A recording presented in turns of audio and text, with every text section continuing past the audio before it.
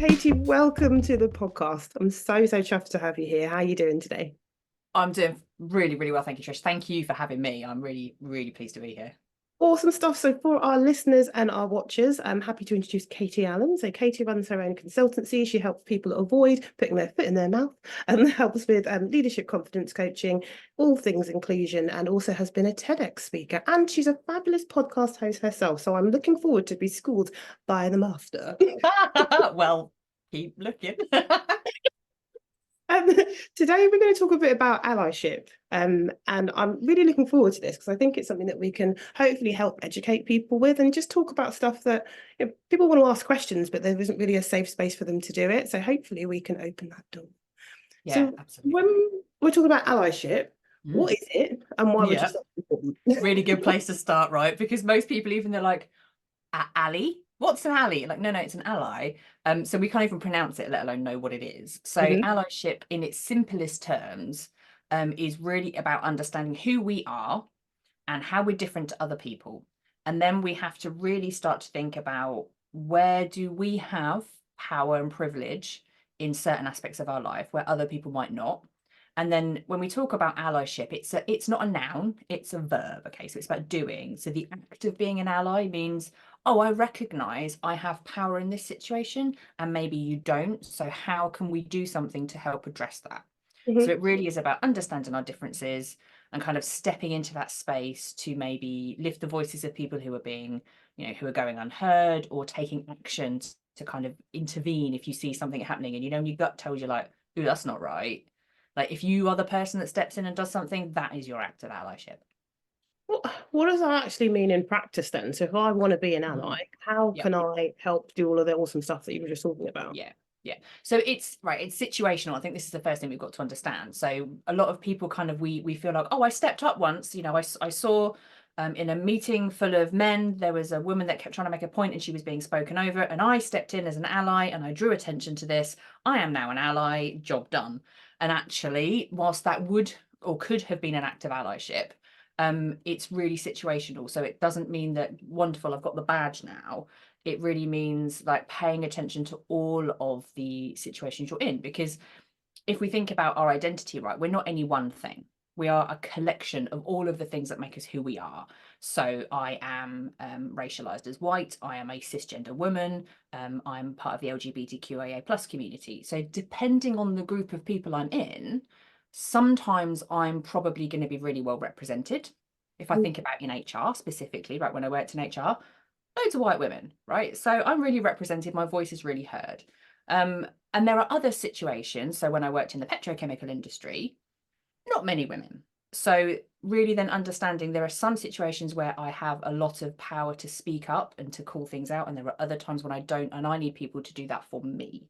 So it's Mm. really about kind of understanding when can we do these acts and how do we have the power to do them. Mm.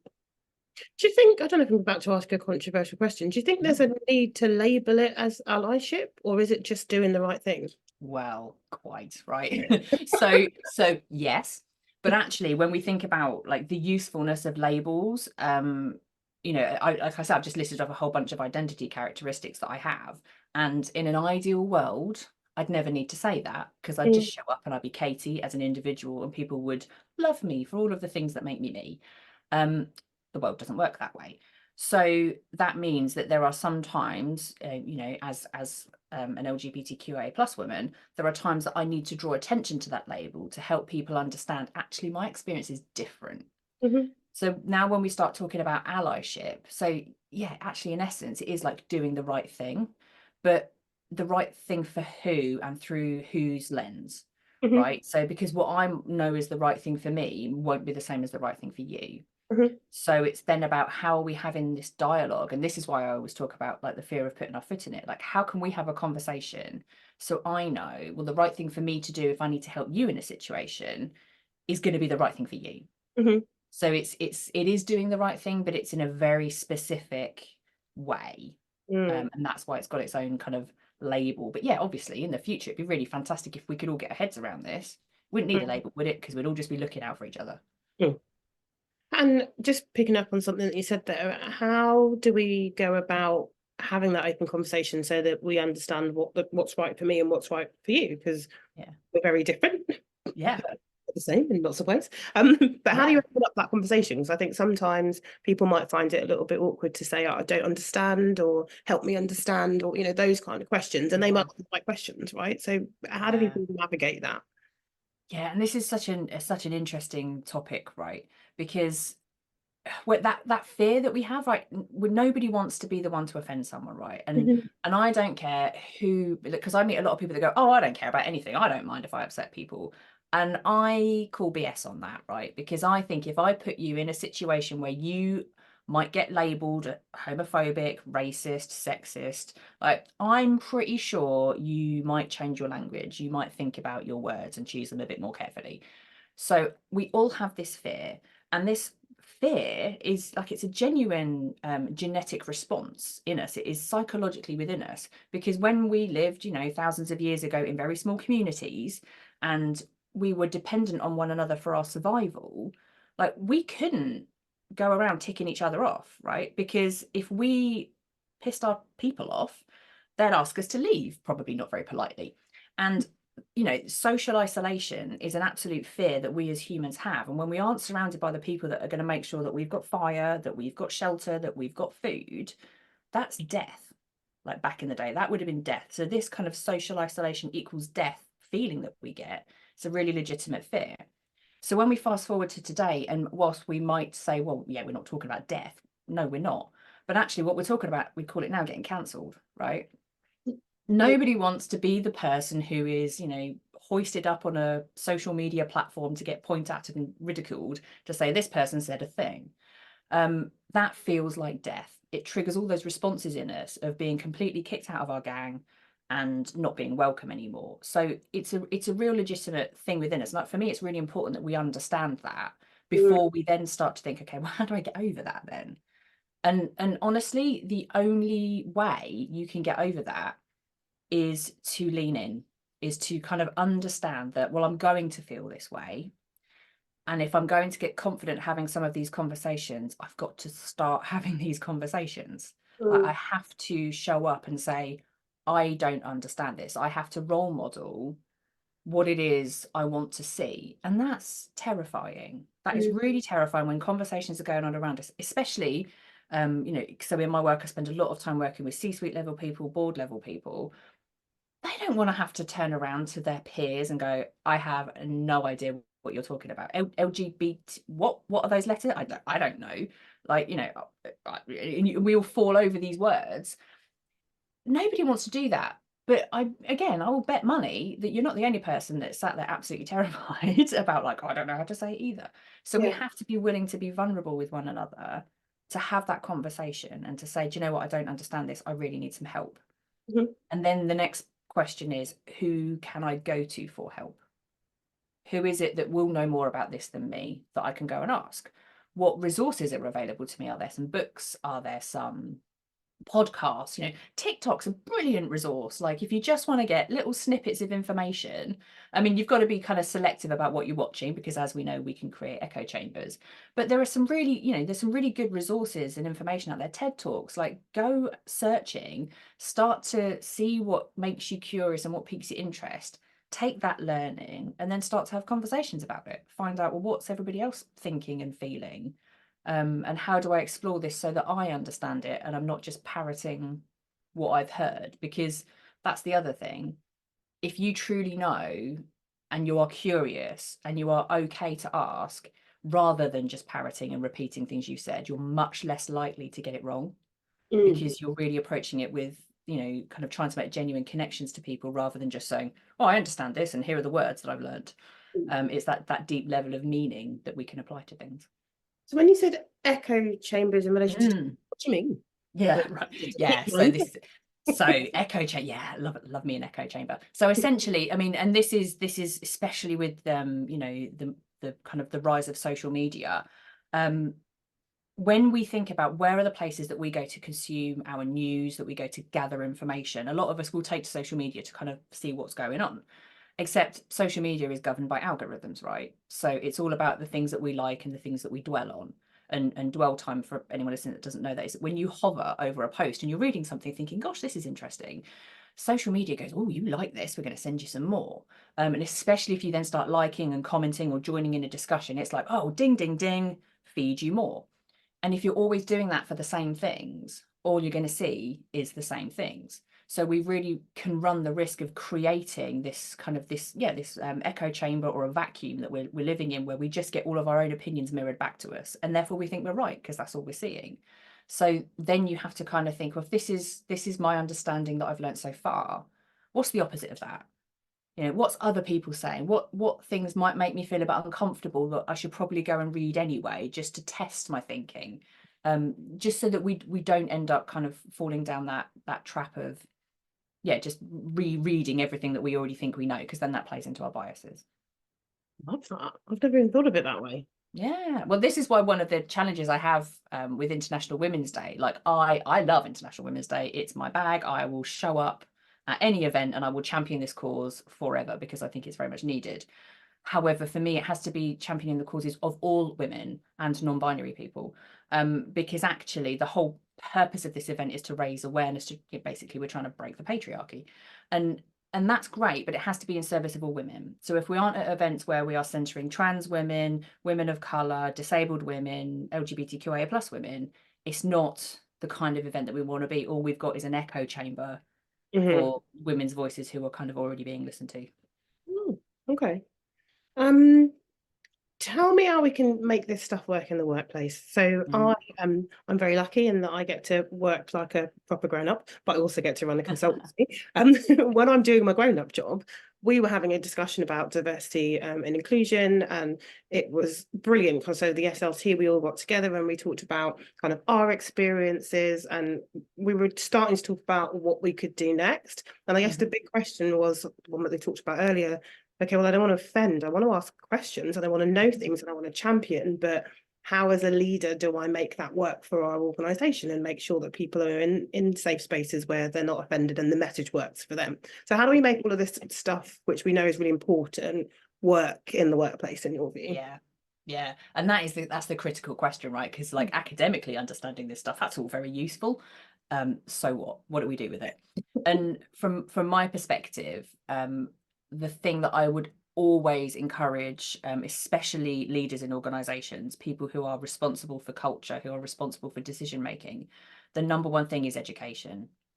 Educate yourself about things that you just don't know about. Lean into the topics that do make you feel uncomfortable. If you are a person racialized as white, learn about racism, learn about anti-racism in the workplace, learn about what are the experiences of people who are not racialized as white, because it's so uncomfortable, but we've got to do it if we're going to understand how do I see this through a lens that is not mine. It's really lean into the education piece. If you don't have the skills or knowledge or resources to do that, there are so many people out there that provide this information for you. So bring people into your organization to help educate you. And that can be people who run specific trainings and workshops for leaders, so they bring all of your leadership team together. You can all have that safe space and have those conversations together with someone who is an expert in facilitating those things, so you can ask all of those questions and you don't have to do it publicly in front of your entire organization. Totally get that. That's fine. Like, make yourself comfortable.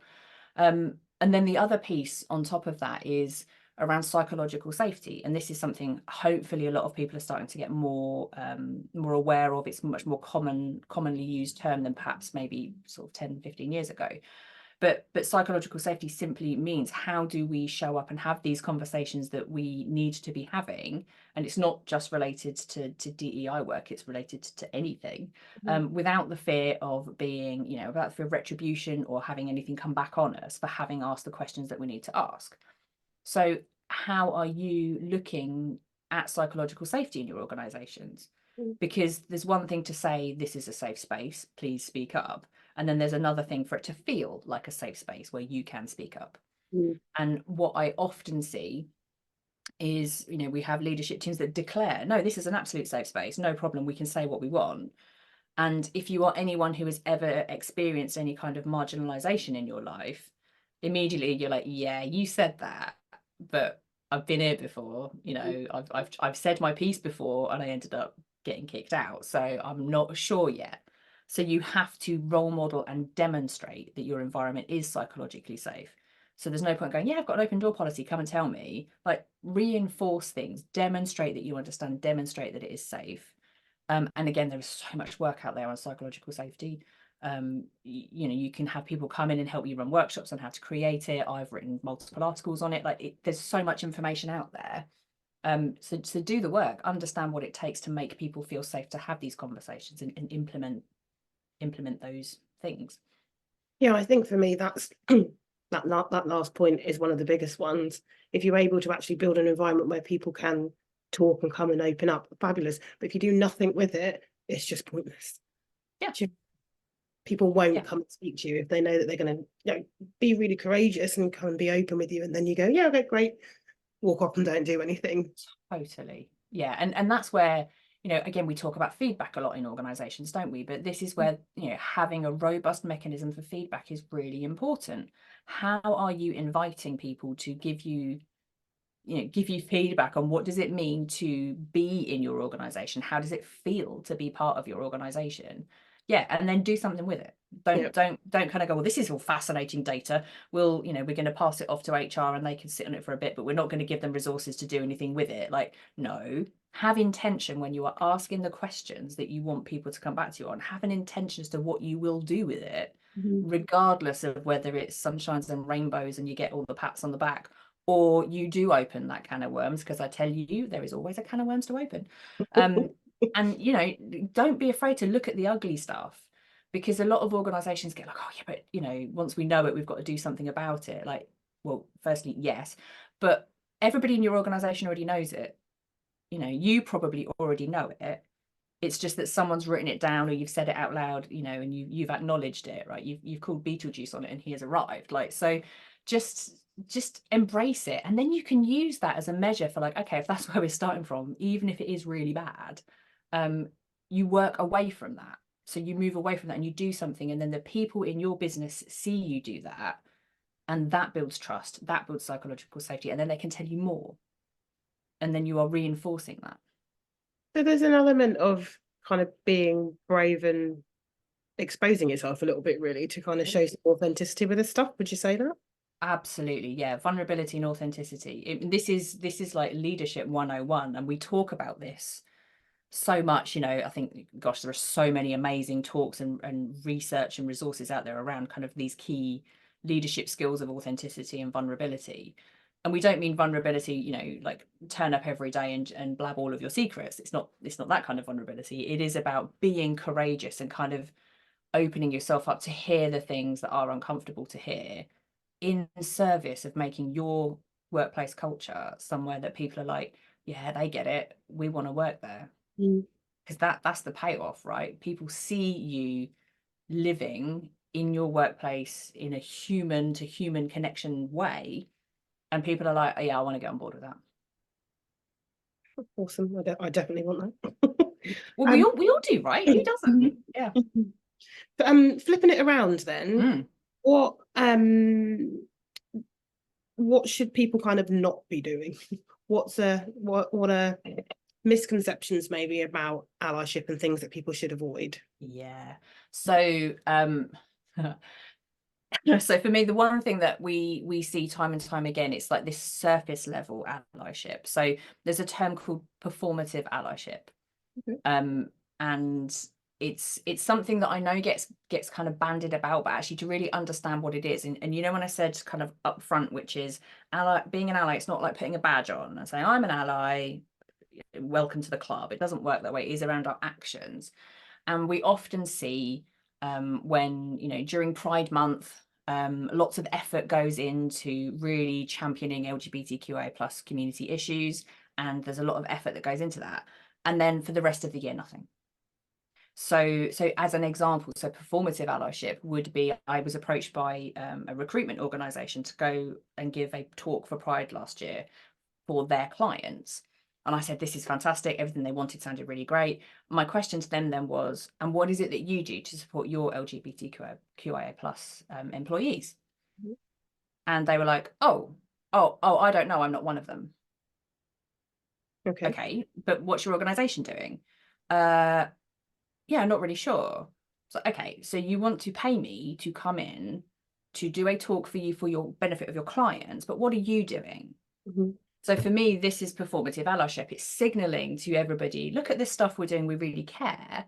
But actually, you're doing it because you want to run an event, because you want to look good for your clients. You're not having the substance underneath it all Mm. that demonstrates you understand why this is important. So that's why when we come back to the education piece, understand why you're doing it. And if you don't know why you're doing it, don't be afraid to say, we're still on our journey of learning when it comes to this. Like, we really want to be in support of whatever community or whatever action we want to do, but we don't know enough yet to do it. Mm. So we're going to rewind a little bit. We're going to start at -10 and we're going to do some learning to get us into a place where we can have a sensible conversation. And don't be afraid to own that. Just because everybody else is doing something doesn't mean that you have to do it too. Hmm. You don't have the same resources as the next organization. You don't have the same people. You may not have the same culture, but it's got to work for whatever you do in the context of your business, your people, your product, your service. It's all about what's going on for you. Mm. And actually, another thing I would also add in terms of individual things to not do, because that was quite organizational focused. um, when we talk about allyship, and I can talk a bit about how to step up as an ally, but I often see people do it not from a place of I, but kind of from a place of you. And what I mean is, if we see something that makes, triggers our gut reaction to be like, oh, that's not okay. They might then step in and say, when you use language like that, that might make Sarah feel really uncomfortable. And I'm immediately raising something and I'm directing it at somebody else. Mhm. So I might be taking the action of trying to be an ally to Sarah, who might be feeling offended by something. But then immediately that person's going to turn to Sarah and go, Sarah, are you offended? What's going on? And Sarah has to answer for the thing that I've highlighted. So I would say, when we're thinking about active allyship, it always has to come from us. If we're raising something or we're doing something, it should always be I language. I speak on behalf of myself. So when you use language like that, I feel pretty uncomfortable. Can we have a conversation about it? Because it's even if the language isn't directly about me or my identity, I can still talk about how I found it offensive. Mhm. And I can own that. So allyship is about ownership, about actually, this is my feeling, my response, and I can articulate why I feel a certain way, and I don't have to make it somebody else's responsibility. So you started talking there about kind of how people can step up as allies. About that. Yeah. So for me, there are kind of two ways in which we can behave as allies. So stepping up and stepping back, most simply, right? So the most common one that we would think about is stepping up. So if we think about I don't know how you kind of time tag things, Trish, but we're recording this on Valentine's Day, right? Mhm. So Trish is my Valentine's Day. Eh. But in one of the things that we kind of think about when we talk about Valentine's Day, it's really centered around heterosexual couples, right? So it's really tailored, targeting ads at men and women. And I've noticed as well, now we're talking about Galentine's Day, which is about how do we bring groups of women together who maybe aren't in relationships, and we can support. And this is all that's nice marketing fluff. But actually, again, it's still really heteronormative. So my act of allyship today is, I am talking to people about, actually, when we think about these kind of commercialized days, they're really focusing on heterosexual relationships, or the relationships that of women as friend groups, which for me actually devalues female friendships. But it's kind of like, that's the only lenses of relationships and attraction and romanticism that we're looking through, and it completely discounts any other experiences of people outside of that. So for me, stepping up is, I put a post out about that on LinkedIn today. I'm talking about it now. I'm kind of saying to people like, yeah, we like Valentine's Day, we're going to get the roses and the chocolates, but actually, have we really thought about how this feels to not fit the mold of Valentine's Day? Mhm. As an example. So I mean, it's a really small point, but it's one of those things that if we talk about this, we can think, oh yeah, actually, this doesn't fit for everybody, and maybe there are other ways that people might be feeling marginalized that we're not understanding. So Mhm. that's kind of like the stepping up. It's like, I can see that I have a platform and I can do something, so I'm going to say this thing to try and bring some awareness. Stepping up might also be if you are in a meeting and you notice that you've got someone who's always a bit quiet, a bit more introvert, and they're never the person that gets to speak first. You know, they're never someone who gets to contribute because maybe they need a bit more time, or maybe they get talked over a lot. And if you notice that, so stepping up as an ally would be kind of calling that out within a space, just to go like, yeah, we've kind of gone around this, but I don't think everybody has spoken yet. Is there anyone else that hasn't had a chance to say something who would like to? And kind of holding that space just to allow an in for someone who maybe wouldn't ordinarily talk over other people. Or even going further to say, like, actually, I've noticed that we all keep talking over. Should we go back to poor Sarah? She's getting a time at the minute. We keep talking over Sarah. Sarah, is there anything you want to add? Like, you be specific about it so we can step up in that way. But then the other side of that is stepping back. And this is often the one that we forget about, because generally when we are in a space where we're used to having power and privilege, when our identity is really well represented, sometimes we kind of forget, and we our immediate reaction is like, oh yeah, I can do something about this because, you know, I've got confidence in this area. And sometimes it's actually more powerful to go, do you know what? I need to just shut up. I need to not have an opinion on this right now. I need to wait. Let's wait and see if Sarah's going to offer something first. Because people might always look to me to be the first person to speak up or to say something. And it's more powerful when I don't, when I defer to someone else, especially when they're of a marginalized identity or of an identity that's previously excluded in a workplace. Like, hold fire. Don't speak up just because you can. Make space for other people to step in. So we kind of call that like passing the mic. And you can do this like literally as well. If you are someone who gets, you know, a lot of kind of leaders or HRDs, we get invited to speak on panels and have conversations. And if when you look at that panel lineup and you think, oh, everyone on that panel looks like me, they're probably going to say similar things to me, say no. Like, do you need the airtime? Can you say, actually, this probably isn't a good panel for me because I think I'm probably already represented. Let me introduce you to someone else in your organization who maybe would say something different or have a different perspective that isn't going to be represented. How can you, you know, pass the mic literally in that sense and say, yeah, give the airtime to someone else. Doesn't always have to be about us. I'm smiling because I've seen you do this in practice. We've both been in a space where we could be on a panel. And I think that was, I was just so chuffed with you for saying it, because there were lots of people in the room, but you were the person that said, actually, this panel looks pretty similar. Should we get some men? Should we get some more kind of representative groups? So it was lovely. So I can vouch for the fact that you do all of this in practice as well. Thank you. Lovely to see. Yeah. But we need it, right? And sometimes we don't even think to check. Like, I know early on in my career, I would have just been really excited to have been invited on a panel. So I was going to say yes. I'd have turned up at the opening of an envelope. I'd have been like, yeah, let me speak. But that's because I was early on in my career and those opportunities weren't coming through. Whereas now I recognize my privilege in that people come to me because they're like, oh yeah, we want to hear you speak. And I'm like, okay, love the sound of my own voice. But actually, do you need me? Like, is what's going to be of the most value? How are we going to make this, you know, this event that you are trying to host the most beneficial? So it's not about, and actually that's the essence of allyship. It's not putting ourselves at the center. It's about how do we center other people and what they need. And that, I guess that's probably the really succinct way to say it, is just don't center yourself, center other people. Love that. And how do you think this will all evolve in the future? I know we kind of started to talk about it, where I was saying, well, isn't it just kind of doing the right thing? Well, where do you think this concept will go moving forwards? Yeah, I think this is really interesting because there's already a lot of conversation now around kind of acts of allyship aren't enough. And I agree with that. I still continue to talk about allyship because I think it's a concept that we are getting more familiar with and people are finding it easier to embrace. But there's a lot of talk now around kind of the concept of being an accomplice.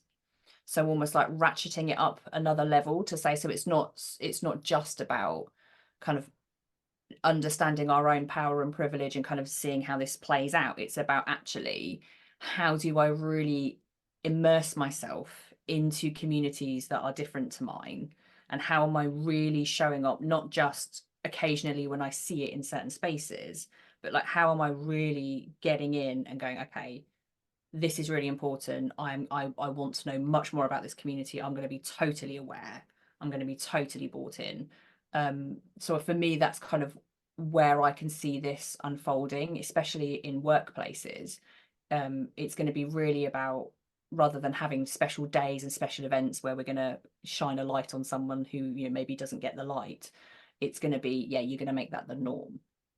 So it's going to become more about the devolution of that power and privilege. That playing field is going to have to start to become level, because, you know, otherwise all we're doing is it's just standing up on our platform looking at other people to then get on a lower platform in a different situation to look up at other people. Actually, those platforms have got to get they've got to get knocked down.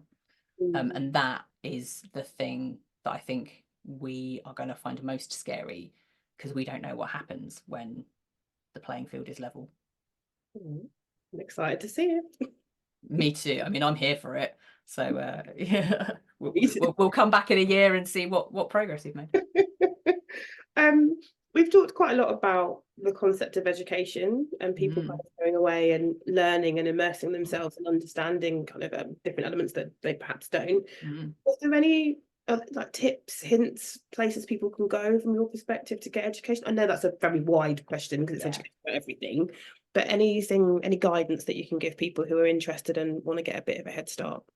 Yeah, so I would absolutely recommend. So I mean, LinkedIn is my playground, and there are so many fantastic content creators on LinkedIn talking about a host of topics. So whilst I could name check so many people, but actually what I would recommend is like connect on LinkedIn, and I'm happy to make introductions to people to specifically, if you are interested in something, I'm happy to share all sorts of details. I'm only going to not start name checking because I also don't know how many people are happy to be named as stand out in their field. And I say that, and this is me kind of considering what I share as an ally, because I also know immediately I start thinking about people who talk about trans inclusion, but I also know how much heat they get. So I don't want to start kind of saying, oh, go and follow this person, because actually that might not be the safest move for that person. So these are other things to think about when we're talking about content. Like it's always about safety first. But what I would recommend is there is a fantastic book called The Good Ally by Nova Reid. It's quite a big one. Oh, I'm going to hold a copy. I've got it as if by magic. I knew it was here. So for people that are listening on audio, it's a white book with a silver kind of flash on the front with black text that says Nova Reid, REID, and it's called The Good Ally. This is a well-thumbed book. I've got many pages turned over in it. I love it. It's a pretty difficult read in places, but it's from an anti-racism allyship perspective, it's fantastic. If people are interested in kind of stepping up as allies in terms of gender, I would recommend Caroline Criado Perez's book Invisible Women. I was just scanning my bookshelf there. I should have thought about this beforehand, shouldn't I? It's not I'll here to put hand. things in the comments and all that kind Yeah, of Invisible Women by Caroline Criado Perez, fantastic book. Again, it just highlights many kind of global and national issues in terms of the way the world was not created for women. Little things like, you know, crash test dummies are built around the shape of man's bodies, which means women see injuries that don't come out through testing.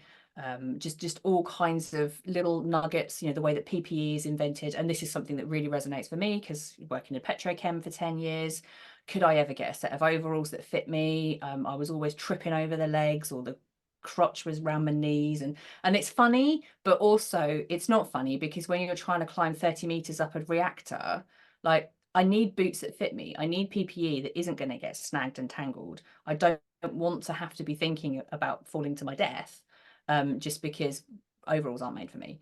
So it's little things like that. So that's a really, really great resource as well. Yeah.